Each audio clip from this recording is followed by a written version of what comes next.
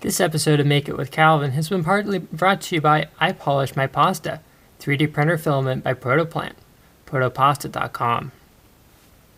So this week I'm going to be doing a long overdue review of the Proto Pasta polishing kit. So stick around and find out what's in it.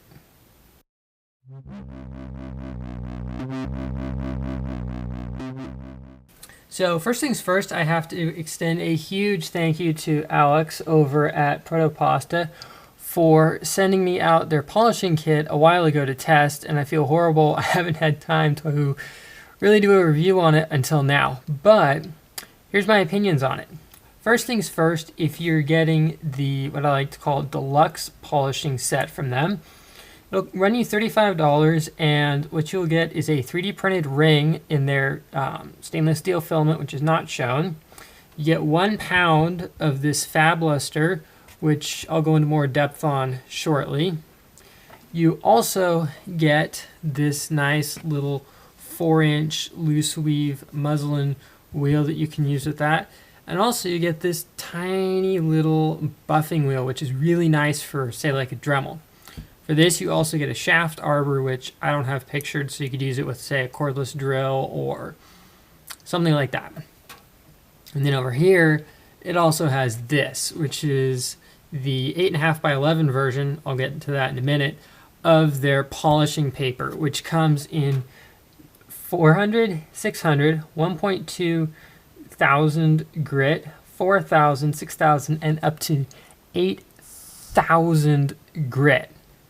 I actually tried looking around to find some decent polishing papers before they offered this, and all I could find were the Micromark sanding sponges, which are really nice but super expensive and very cost prohibitive. But this whole kit right here will only run you about $35, and that seems kind of expensive at first, but when you consider how expensive this polishing paper can get and things like that, it's not a bad price. Now, the only drawback to that kit is the polishing paper is only 4 by 5 inches.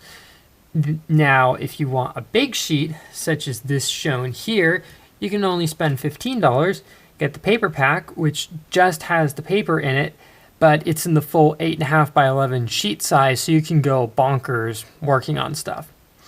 Now, when it came to using this stuff, I was a little bit apprehensive, being that the fab luster is literally like this solid brick. I mean, this stuff is, it's dense. First I was a little bit like, well, how the heck am I going to use that?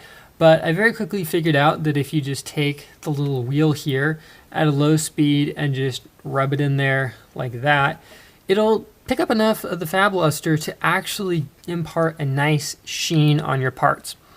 Now, one thing to keep in mind is you're using a rotary tool and you are using a fine grit compound, so definitely wear eye protection, and probably even just a cheap filter mask would not be a bad idea, because let's face it, tiny particles inhaled here and there is probably not going to kill you, but save your lungs. They're helpful.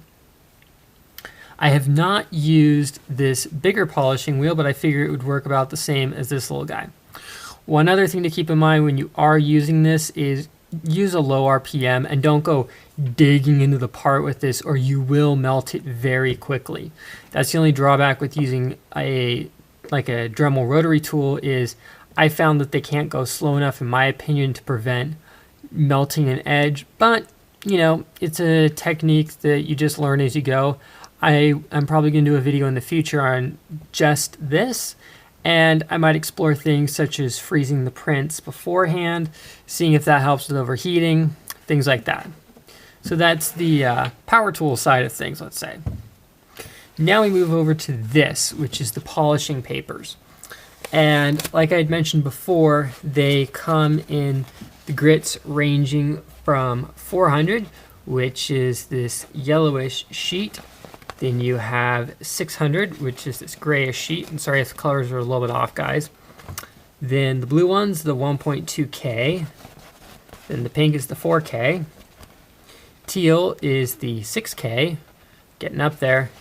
And the white is the, literally, it feels almost like a dryer sheet, 8 1,000 grit sandpaper.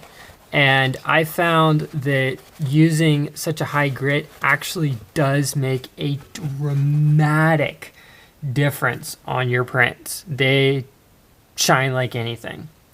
I did also find that using this helped, but for parts where I didn't want to risk, potentially damaging it, the paper is your friend. So now when it comes down to it, if you're budget conscious and you don't have power tools, don't want to mess with power tools, just are not interested in that side, then I would definitely say just buy the paper pack.